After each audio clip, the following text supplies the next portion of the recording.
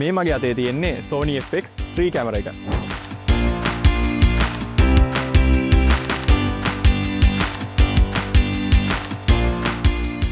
එතකොට මේ අතේ තියෙන්නේ Sony FX2 කැමරා එක.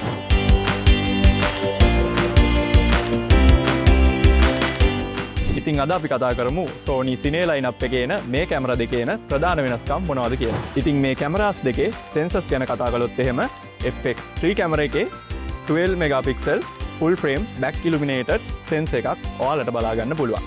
ඒ වගේම තමයි FX2 කැමරා එකේ 33 megapixel full frame CMOS sensor එකක් ඔයාලට බලා ගන්න පුළුවන්.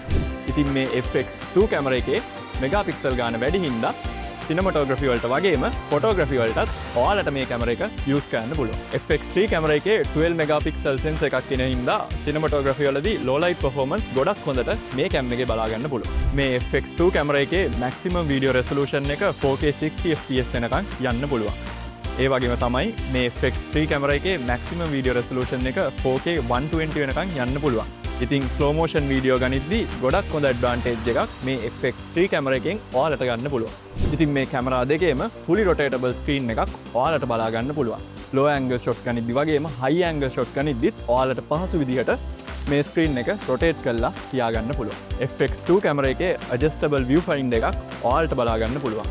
ඔයාලා outdoor shoot කරද්දී display එකෙන් බලනවට වඩා viewfinder එකෙන් හොඳ preview එකක් බලා ගන්න පුළුවන්. ඉතින් මේ කැමරා දෙකේම maximum performance වලට යද්දී උනත් කැමරා එක heat නොවී තියාගන්න මේ කැමරා දෙකේම inbuilt cooling system එකක් ඔයාලට මේ විදිහට බලා ගන්න පුළුවන්. මේ FX3 කැමරා එක professional filmmakersලා අතර ගොඩක් ජනප්‍රිය කැමරා එකක්. එතකොට මේ FX2 කැමරා එක solo filmmakersලා වගේම hybrid shootersලා අතරත් ගොඩක් ජනප්‍රිය කැමරා එකක්. ඉතින් මේ කැමරා දෙකම Camera LK ඕනම showroom එකකින් හරි www.cameralk.com කියන අපේ website එකෙන් හරි අදම ඔයාලට purchase කරන්න පුළුවන්.